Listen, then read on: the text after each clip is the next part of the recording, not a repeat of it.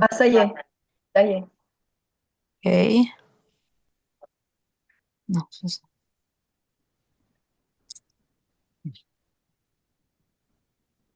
c'est bon. Oui, bah, comme c'était un temps limité, j'ai été coupé, du coup j'ai dû me On a tous reconnecter. été coupés, on a tous été coupés. Merci de vous être reconnectés. Petite seconde, je reprends.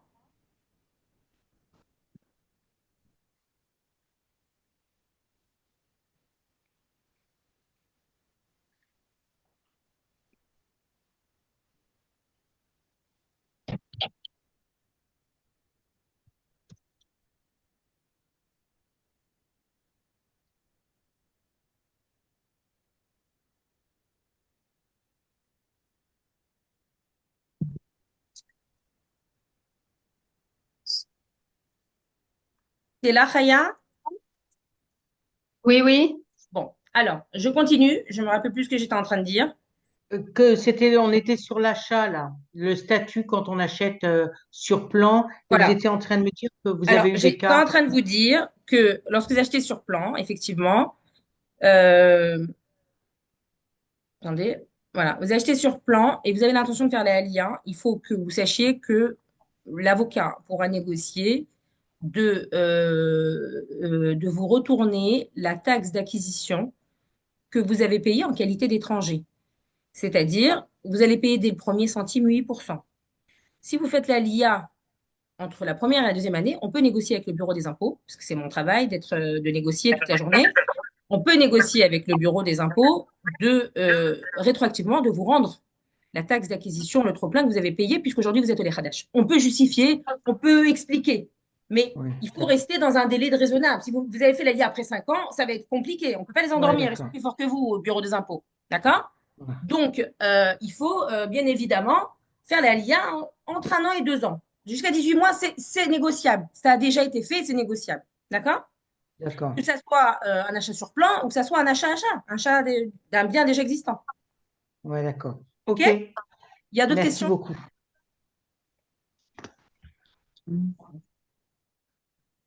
Oui, bonjour. Alors, par contre, je veux voir votre visage. Marilyn, je veux voir Euh, votre visage, même si le dessin est très beau. MM aussi, je ne sais pas qui c'est.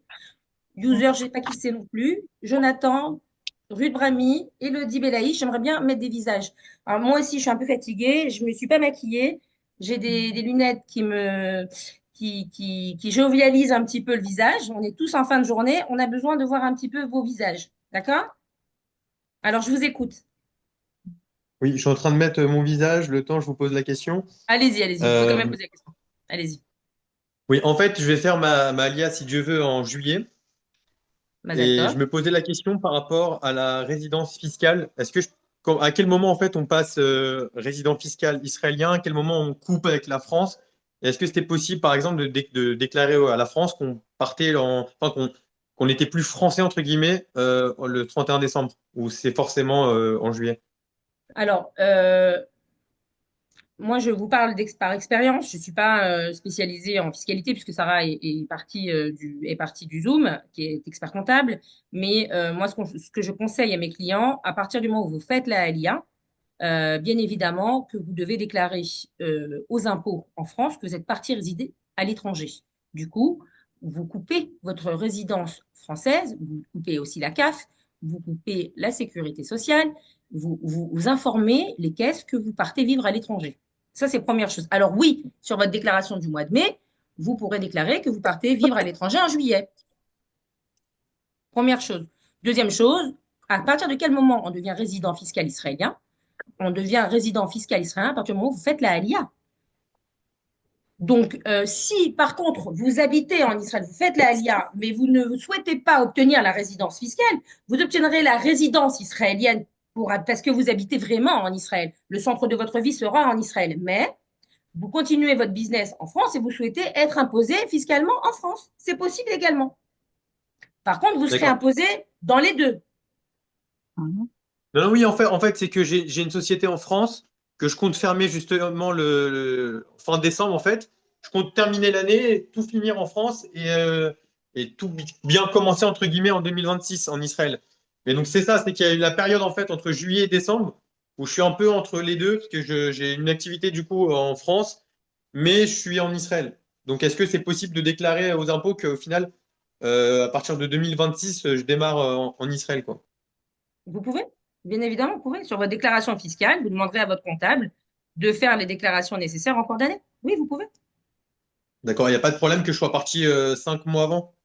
Il faut absolument que vous vous déclarez aux impôts que vous êtes parti vivre à l'étranger à la date où vous partez. D'accord? Et la déclaration fiscale, c'est votre comptable qui la fera pour votre société. Et après, si vous continuez votre activité dans le même domaine, vous ouvrez une société, comme a expliqué tout à l'heure Sarah, vous ouvrez une société en Israël, vous continuez votre activité depuis Israël, et puis vous facturerez vos clients en France. Oui, c'est ce que je compte faire ensuite. Ouais. D'accord? Pour avoir une existence juridique en Israël et pouvoir prétendre à une aide de l'État ou en tout cas pouvoir prétendre un crédit immobilier ou un prêt pour une voiture ou je veux dire même avoir une carte bleue. Si vous n'avez pas des entrées, une carte de crédit, si vous n'avez pas des entrées en Israël, vous ne pouvez pas demander quoi que ce soit. Il faut avoir une existence légale en Israël. D'accord? Ok, super. Merci. Alors, on a Gabriel qui est avec nous sur le groupe. C'est mon ami. On a travaillé ensemble dans les assurances et aujourd'hui, il est à son compte. C'est un courtier en assurance. Il est superbe. Assurance de voiture, assurance maison, assurance de crédit, assurance prévoyance. Il va se présenter et puis sachez que il est franco-israélien. Il maîtrise très bien son domaine. Si vous avez des questions, vous pouvez lui poser toutes les questions que vous voulez. Il s'appelle Gabriel Haddad. Bonjour Galit, merci. Je t'en prie. Alors, présente un petit peu pourquoi c'est très important de s'assurer en Israël, pourquoi ton rôle est très important et comment ça se passe. En Israël, c'est super important de s'assurer. C'est pas la même chose qu'en France. Déjà, vous avez l'assurance habitation.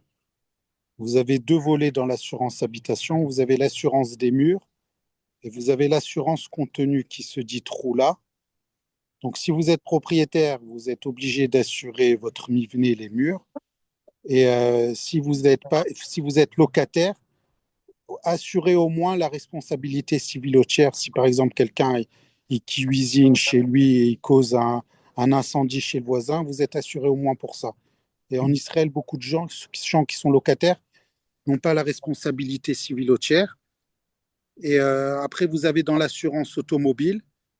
En France, si vous êtes assuré actuellement, avant que vous faites l'ALIA, demandez avant de partir votre relevé d'information. Vous le demandez en PDF. Et quand vous Pourquoi assurez c'est en important? Pourquoi c'est important? Parce que quand vous venez en Israël, le prix pour une assurance automobile, il dépend des trois dernières années que vous avez été assuré en France. Si vous avez été assuré et vous n'avez pas de sinistre, vous venez en Israël, eux, le prix il se base sur ça. Moi, je m'occupe de traduire votre relevé d'information et vous rentrez avec comme tout Israélien, parce que le prix en Israël, il se base sur les 3 dernières années. Il n'y a pas 50%, 40%, il n'y a pas le bonus. Et si 3 ans sans accident, eh ben vous payez à un prix moins cher que n'importe qui.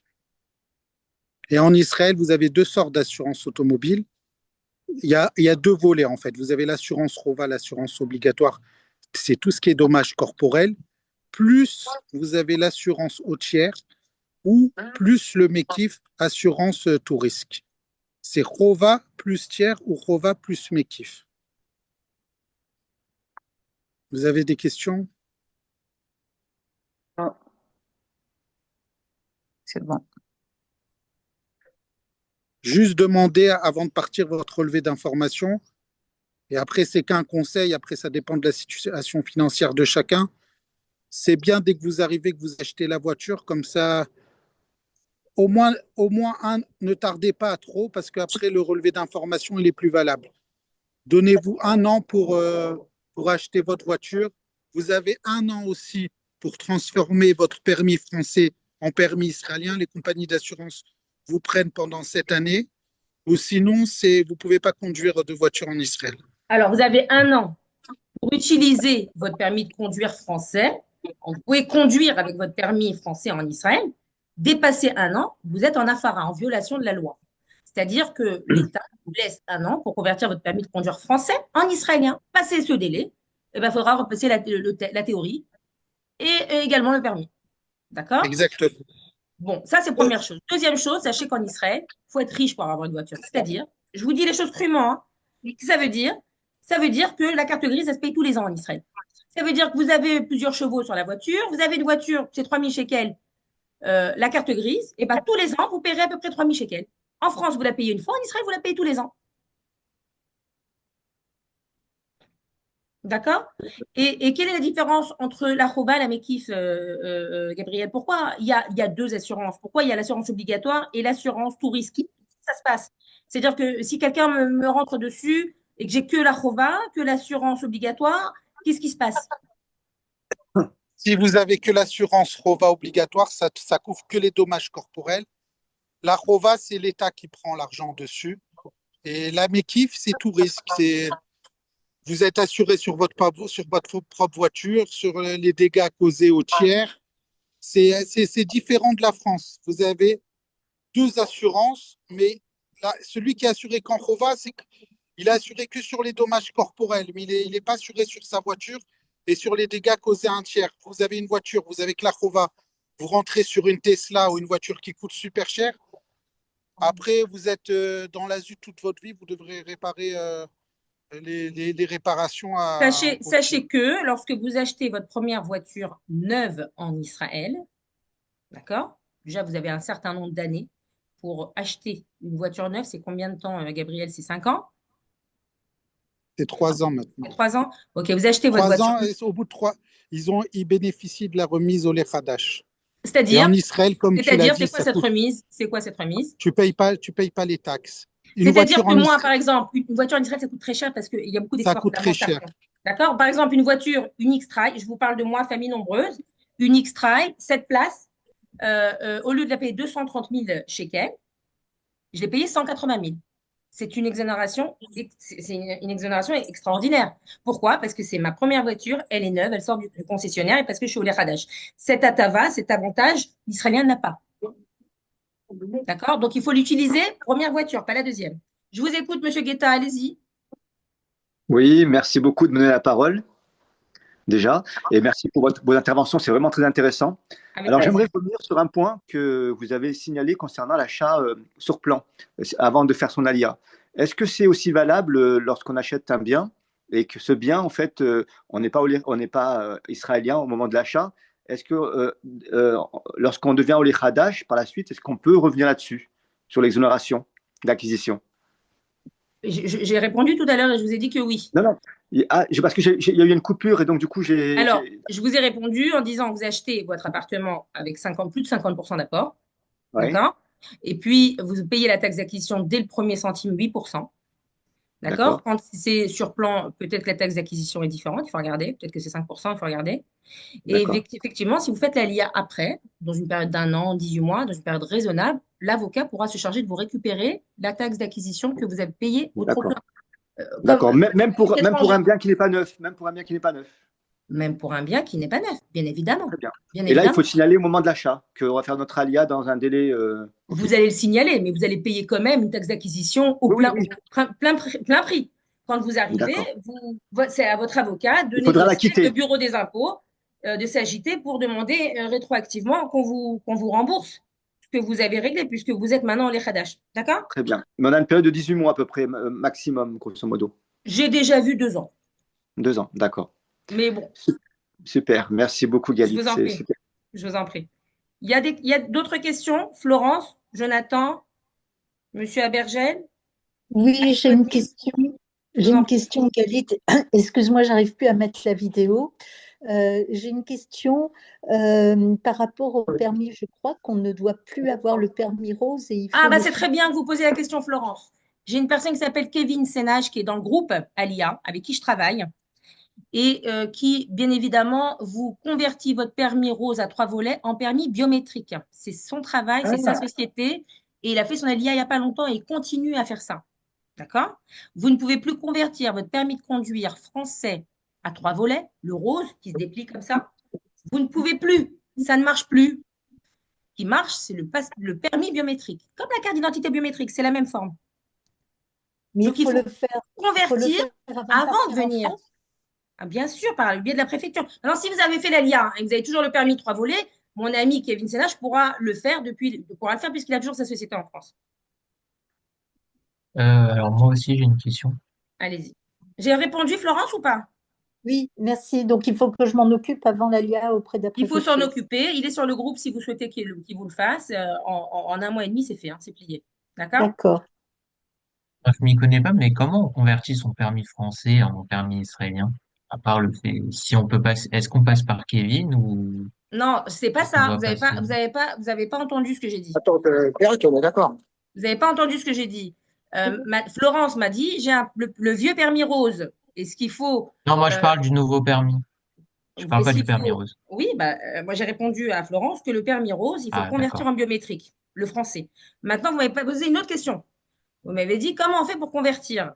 Quand vous faites la LIA et que vous êtes venu avec votre permis biométrique français, alors il faut passer par la case Misra d'Aklita, il faut aller au Misra d'Aklita, ministère de l'intégration en Israël, obtenir une Théoudat Olé, c'est-à-dire le carnet d'immigrants, obtenir la Théoudat Olé qui va vous permettre d'ouvrir tous vos droits. D'accord? Ce carnet d'immigrants va vous permettre d'obtenir les réductions, de convertir votre permis de conduire, de prouver que vous êtes nouvel immigrant en Israël. Puis après, il faudra remplir un formulaire en ligne, aller faire une DICA des yeux, faire un test des yeux, prendre rendez-vous avec le Misrat Tarboura, le ministère des Transports, et présenter tout un dossier pour convertir son permis de conduire biométrique français en permis de conduire israélien. Vous n'avez plus à passer de tests et de théorie. Ça, c'est si vous le faites dans l'année. Si par contre, vous êtes un mauvais élève, vous repasserez tout. Est-ce que j'ai répondu? Avec Oui. Stéphanie de fin d'année, tu vois. Et si c'est trop compliqué, vous prenez une assistance administrative qui va vous faciliter la vie, qui va vous le faire. C'est ce que j'ai fait à un client aujourd'hui. Tout était prêt. Et puis, on est parti ensemble au Misrat Tarboura. Il a payé les frais de conversion du permis de conduire et il va recevoir son permis de conduire israélien à la maison dans 3 semaines. Super. D'accord. Yannick, vous m'entendez? C'est qui me parle? C'est Martine. Martine. Alors, bon. Oui, Martine, je vous écoute. Pardon, j'insiste sur le fait que j'ai pas bien compris votre réponse. Quand on est au Hadash, a-t-on la double nationalité automatiquement ou est-ce qu'il faut la demander? Bien évidemment. Alors, je ne sais pas si ça fait combien de temps que vous êtes sur mon groupe. Pardon. Alors, mais ça fait long, mais j'insiste, Martine, à chaque fois, j'envoie des vidéos pour sensibiliser sur ça. Lorsque vous êtes au Hadash, c'est-à-dire que lorsque vous faites l'Aliyah, écoutez bien, vous obtenez la résidence israélienne, mais également la nationalité israélienne. L'un va avec l'autre. Les gens qui m'appellent et qui me disent « Moi, je veux juste le passeport israélien. Ça ne m'intéresse pas la résidence, les droits, la réduction. » Mais non, lorsque vous faites la Aliyah, sauf si vous avez un parent israélien qui vous a transféré la nationalité israélienne par filiation. Si ce n'est pas le cas, le seul moyen d'obtenir le passeport bleu, d'être Olé Hadash, c'est d'acquérir la nationalité israélienne qui va avec la résidence israélienne. Donc oui, vous obtenez automatiquement la nationalité israélienne. Vous avez le passeport provisoire. Depuis peu, ils ont durci la réglementation. Vous n'obtenez plus votre passeport au bout de 6 mois. Vous l'obtenez après 1 an de résidence en Israël.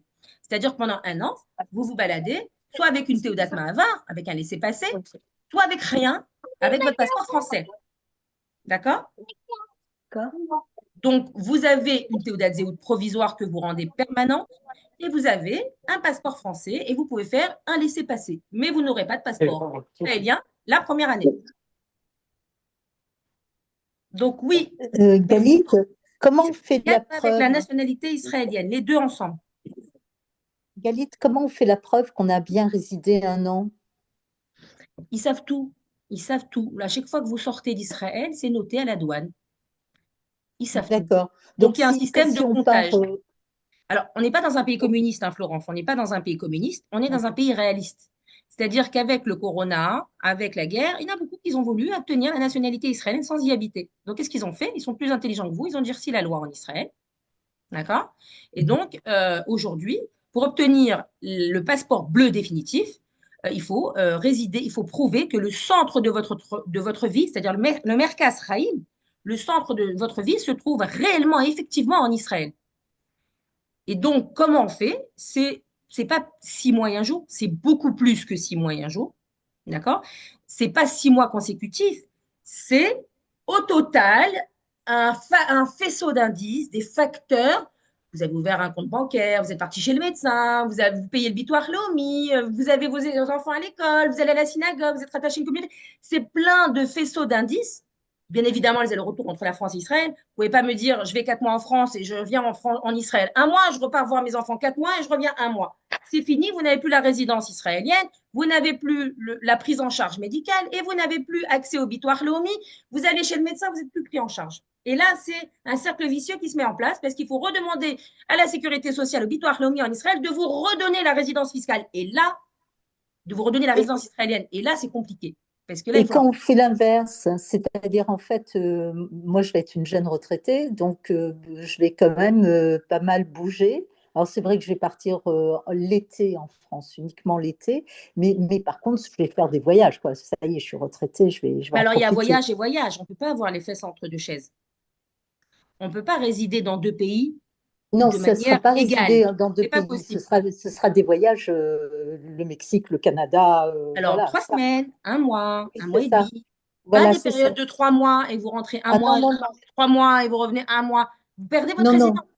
Et si vous non. perdez votre résidence, vous perdez la prise en charge médicale. Et quand on est retraité, c'est très grave. Ouais. Parce que La vous allez seule chez le médecin, période, vous n'êtes plus pris en charge. ouais. La seule période de 3 mois, c'est en été, c'est-à-dire juin, juillet, août. Ça, c'est possible Je ne vous conseille pas en France. de partir 3 mois de manière consécutive comme ça, je ne vous conseille pas. Bien évidemment, vous pouvez partir des petites périodes, 1 mois par-ci, après 3 mois après, vous repartez encore 1 mois, mais pas 3 mois de manière consécutive. Vous risquez d'avoir une suspension de votre résidence et donc D'accord. du territoire Leumi et de la sécurité et de la prise en charge médicale. Je ne vous conseille pas de le faire. Parce que de réactiver la résidence israélienne, c'est très compliqué. Donc ça que les personnes qui me disent, oui, moi je fais la LIA, mais en fait, je ne réside pas en Israël. Et quand ils ont des problèmes de dialyse ou des problèmes de suivi, vraiment, ils doivent être suivis médicalement, et ben, ils ont un problème parce qu'ils n'en sont plus. Le bitoire Lomi a tout le système de comptage de la douane. Ils savent exactement à quel moment vous êtes rentré, à quel moment vous êtes sorti. Ils font une moyenne et c'est fini, ils vous enlèvent la résidence. Pour remettre la résidence, il faut justifier que vous résidez effectivement en Israël et ça prend du temps et c'est chez Kouldat, c'est-à-dire au libre pouvoir discrétionnaire des pkidim, des contrôleurs au niveau du bitoire Lomi. D'accord? Quand moi, je vous fais une demande auprès de bitoire Lomi, je ne peux pas vous assurer qu'ils vont vous redonner la résidence. D'accord. Je vous construis un dossier béton armé, mais la décision, elle est dans leurs mains. Une fois que vous avez perdu la résidence, c'est compliqué. D'accord. Il y a plein de choses qui sont enlevées. Le bitoire Lomi, vous n'avez plus. C'est la sécurité sociale. L'assurance médicale, vous n'avez plus. La Théodat Zéhout, vous n'allez plus pouvoir la renouveler. On ne vous la donnera plus parce que vous n'êtes pas résident. La Théodat Zéhout, c'est quoi? C'est la carte d'identité. La carte d'identité, c'est quoi? La carte d'identité, elle est collée à votre résidence. Quand on est résident, les Arabes en Israël, ils ont une Théodat Zéhout parce qu'ils sont résidents israéliens. Ils n'ont pas accès à la nationalité israélienne, mais ils ont accès, bon, certains oui, hein, ils n'ont pas accès parce qu'ils sont pas de nationalité israélienne, mais ils ont la résidence israélienne, donc ils ont une carte d'identité israélienne. Si vous ne résidez pas en Israël, vous n'aurez pas le droit de renouveler votre Théodat Zéhout. Et si vous ne pouvez pas renouveler votre Théodat Zéhout, il y a plein de services où vous n'aurez plus le droit d'avoir accès. C'est un cercle vicieux. Et le passeport, vous n'aurez pas de passeport. Vous aurez un laissez-passer sur 5 ans. Ok. D'accord? Donc attention, il faut réfléchir à ça. Après, vous avez des astuces. Vous avez des visas de résidence en Israël, qui vous permettent de résider en Israël sans obtenir la nationalité israélienne. Vous avez des visas d'étudiants, vous avez des visas. Il y a plein de types de visas. D'accord? Mais quand on décide de faire l'ALIA, on décide d'habiter en Israël. Ce n'est pas de la blague. À chaque fois que vous allez sortir d'Israël, vous allez avoir vos droits, votre panier d'intégration. Ça, ils ne vous l'ont pas dit à l'agent juif. Vous voyez? À chaque fois que vous sortez d'Israël, vous avez votre panier d'intégration qui est suspendu. C'est-à-dire, je fais l'ALIA en septembre, je décide de faire les fêtes avec mes enfants, septembre, octobre, d'accord? Pendant 2 mois, mon panier d'intégration, il va être suspendu. Je vais revenir en novembre, ils vont me redonner mon panier d'intégration. Je vais repartir décembre, janvier, février parce que je vais en Thaïlande. Je vais revenir en février, ils vont me dire non, c'est fini, madame. Vous aviez le droit à 6 mois de panier d'intégration, ça a été suspendu 2 fois, c'est fini. D'accord? Vous avez le droit à l'aide au logement en Israël également. L'aide au logement, elle est faite quand le panier d'intégration s'arrête, c'est-à-dire au 7e mois. Il y a l'aide au logement en Israël, ça existe quand vous êtes locataire. D'accord? Par contre, vous ne pouvez pas avoir une aide au logement si vous faites des allers-retours très fréquents et de manière pour de longues périodes, on vous la bloque également. Non, en fait, l'idée, c'est quand même d'être résident essentiellement en Israël, mais d'avoir des périodes de départ, y compris la première année. C'est ça, en fait, la question que je posais. Vous pouvez, mais pas de manière exagérée. Sinon, D'accord, ok. vous perdez votre résidence. D'accord.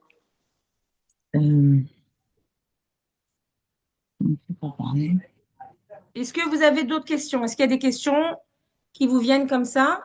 Ça, ce que je viens de dire, c'est très, très important. Sachez que la nationalité, elle est reliée à la résidence quand vous faites la Aliyah.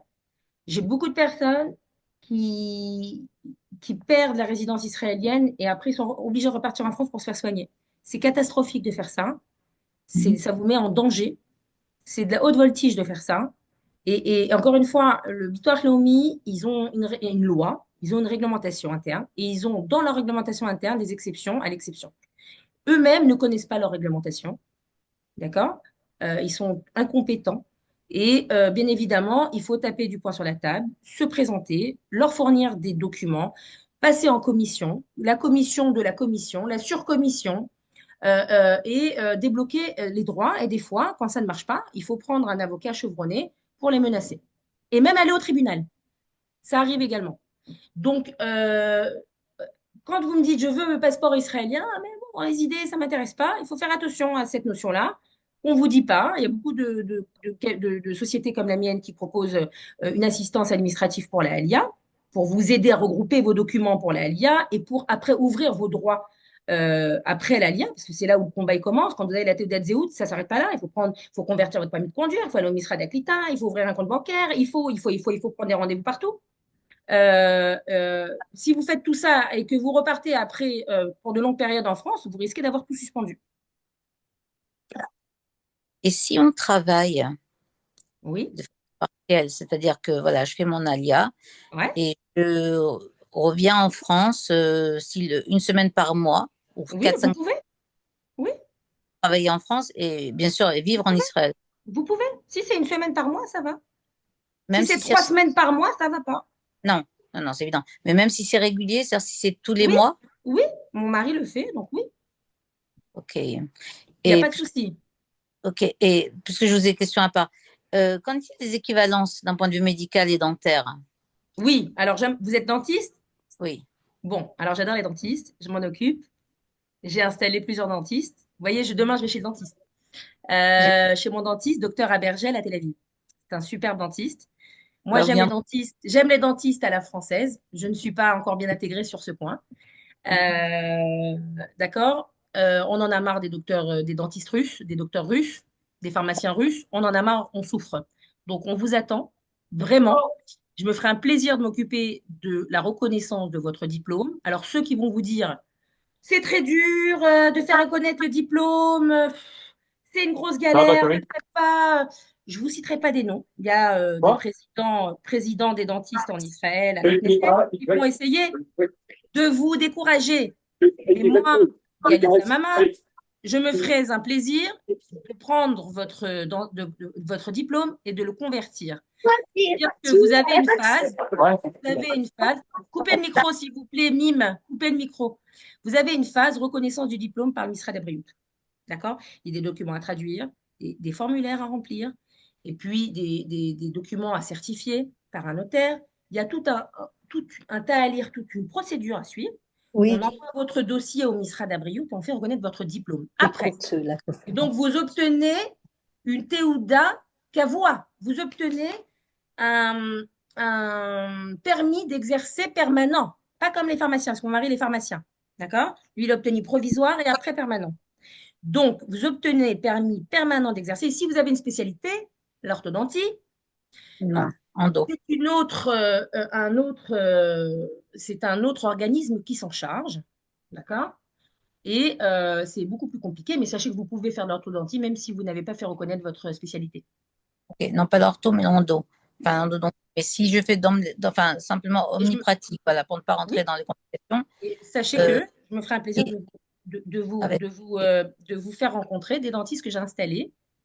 ok. Et vous pourrez faire des chutouffes-peoula, des partenariats avec eux. Et en fait, il y a beaucoup de il y a beaucoup de dentistes qui font si vous voulez, qui travaillent dans plusieurs cabinets dentaires parce que leur spécialité, ils en ont besoin dans plusieurs cabinets, mais pas tous les jours.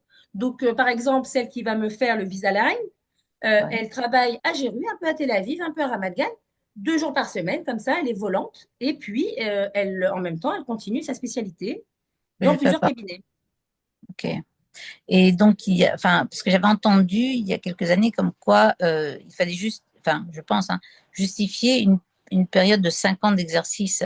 Il faut justifier une période de 5 ans d'exercice, mais ce n'est Ok. pas suffisant. Il y a toute la globalité, il y a tout le diplôme, puis il faut tout traduire, il y a beaucoup de paperasse. Mais oui, Ok. si vous avez plus de 5 ans d'expérience, vous n'avez pas à Oui. passer l'examen, bien évidemment. Ouais. Ok. Donc, on D'accord. vous attend. On a besoin de savoir-faire français. Venez. Vous aurez du travail. Hein. Je, Ceux qui vous disent que les dentistes ne gagnent pas bien leur vie en Israël, c'est pas vrai. Hein. Il n'y a pas de mutuelle en Israël. Donc, ça va tout dans votre poche. Hein. non, je vois, je vois. Mais enfin bon, non, je pense ne pas être un mauvais dentiste en tous les cas. Bon, Bon, on enfin, vous attend, Dina. Avec plaisir, je vous donnerai des bonnes adresses. merci beaucoup. Oui, monsieur Guetta, dites-moi. Il reste Oui, quelques minutes. Hein. oui. Allez-y. Juste sur un point aussi qui a été évoqué tout à l'heure concernant les taxations les impôts qu'on paie en fonction de l'endroit où on travaille. Ouais. Donc, et quand on travaille à distance avec en visioconférence, par exemple, c'est mixte, quoi. Comment ça se passe? Par exemple, je suis en Israël. En fait, je suis formateur. Je forme des entreprises. Vous serez Et imposé en Israël. je serai imposé en Israël parce que Est-ce que vous êtes installé en Israël? D'accord. OK. Mais c'est une bonne question. Merci beaucoup. J'ai eu cette question déjà et vous serez Très imposé bien. en Israël. Et si jamais je suis en vacances en France et je fais ma formation depuis la France? Pareil. Vous habitez de manière kavouane, de manière permanente en Israël, vous serez imposé en Israël. D'accord, très bien. D'accord? Je vous remercie d'avoir assisté au Zoom. Merci. On a fait plus d'une heure et demie. Il y aura d'autres Zooms. En général, j'en fais une par semaine. J'en fais un tous les 10 jours. D'accord? Là, j'ai vu qu'il y avait un réel besoin de faire ce Zoom. Sachez que je vous assiste dans votre procédure d'ALIA, avant l'ALIA et après l'ALIA. On est entouré de professionnels comme Raya, courtier en crédit, immobilier. On a des avocats en immobilier, des avocats en droit de la famille. Moi, je travaille avec eux en collaboration. Je m'occupe de tout l'administratif, parce que 70% du travail de l'avocat, c'est de l'administratif. On a également des personnes qui s'occupent de prêts pour les voitures. C'est important d'avoir quelqu'un qui s'occupe de vous faire toute la structure du prêt pour la voiture. La structure du prêt voiture quand vous arrivez, parce que c'est très important. On n'a pas forcément des fiches de paie israéliennes quand on arrive et on a besoin de se déplacer. Et on a également courtier en assurance et plein d'autres amis qui travaillent avec nous en collaboration. Voilà. Moi, mon objectif, c'est de vous aider, que vous puissiez faire une alia en douceur. Moi, j'ai trouvé ça très brutal pour moi il y a 7 ans. Et pourtant, je parlais hébreu. D'accord? Ça m'aurait aidé d'avoir de l'aide psychologique et de l'aide aussi administrative. C'est pour ça que j'ai mis ça en place, parce que j'ai vu qu'il y avait une réelle demande. Je m'occupe de vous assister administrativement auprès des organismes en Israël, mais également auprès des organismes en France et à Dubaï. Parce qu'il y a des personnes qui font des guéridotes. Il y a des personnes qui repartent en Israël, qu'il faut couper les droits. D'accord? Pour ne pas payer des impôts bêtement. Donc, il y a beaucoup de choses à savoir. L'agent juif a fait un travail formidable, mais elle ne peut pas tout faire. Le Keren El Hadidout, c'est un bras financier, rien d'autre. Il n'y a aucun accompagnement. D'accord? Moi, je suis passée par Keren El Hadidout. À part vous donner une enveloppe d'argent et vous appeler 2 fois, il n'y a pas d'assistance, de réelle assistance. Et ce groupe, il a été créé de manière bénévole pour vous aider. D'accord? Pour vous aider à répondre à votre question, comme ça, question-réponse. Si vous avez besoin d'assistance privée accrue, ça fait l'objet d'honoraires, c'est mon travail. Et puis, vous avez tout un tas de professionnels sur le groupe, des formateurs sur le groupe. Ils ne prennent pas la parole parce que c'est moi qui réponds. Si vous avez besoin de questions pointues, ils répondent. Si je les sollicite, ils répondent. Ce n'est pas un groupe pour faire de la publicité. Ce n'est pas un groupe pour faire des dons. Ce n'est pas un groupe pour les foulards ou pour what else. c'est un groupe d'information à l'IA qui vient en complément de l'agent juif et qui vient en complément de Qualita et d'autres organismes. Vous avez besoin la prochaine fois d'une personne pour l'emploi en Israël, je vous la mettrai, je vous la balancerai sur le live qui s'appelle Hana et qui vous aide non seulement à faire des ulpan professionnels, mais à vous placer dans des entreprises également. Ouais, c'est ça que je voulais savoir aussi concernant l'ulpan. Enfin voilà, moi en tant que praticienne, enfin en tant que dentiste, est-ce que l'ulpan qui va m'être octroyé par le FEDERIA, est-ce que c'est l'ulpan enfin, alors général, sachez que l'ulpan professionnel. J'ai compris votre question. Sachez que l'agent juif met en place des ulpan professionnels dentistes. Ma sœur a fait un ulpan professionnel psychologie. Mon beau-frère qui s'installe en juillet, il est médecin. Il fait aussi un ulpan miktsoi refoui, donc médecin. Donc il y a des ulpan professionnels dans le domaine médical. D'accord. Qui est mis en place par l'agent juif. Vous pouvez le faire. C'est en plus de l'ulpan qu'on En plus de l'ulpan de l'État quand vous arrivez, oui. Ok. À vous de vous informer, appelez l'agent juif, il y a des ulpans en ligne pour commencer à vous aider dans votre hébreu professionnel. D'accord? Ouais. À essayer de vous comment dire, familiariser. Exactement, de vous activer un petit peu en hébreu avant d'arriver, vous mettre dans le bain. D'accord. D'accord, mais ça existe et ma sœur, elle est en train de le faire là. Elle est en train d'en faire un. Donc, on commence ça avant. Avant, bien sûr. Il vous donne accès avant. Et quand vous avez fini cet ulpan en ligne, qui est un petit peu rébarbatif, un peu lourd, lorsque vous avez fini de faire cet ulpan, alors vous pourrez prétendre à l'ulpan de l'État quand vous arrivez en Israël. J'ai compris, super. D'accord? D'accord, merci, super. Voilà, je vous en prie. Je vous souhaite une bonne journée. On fera plein d'autres Zooms comme ça. Merci d'avoir été sur le Zoom. Merci à Chaya d'avoir été là. Super. Je vous en prie. Merci. Un d'autres live pour d'autres questions. Au revoir. Merci Galit, au revoir.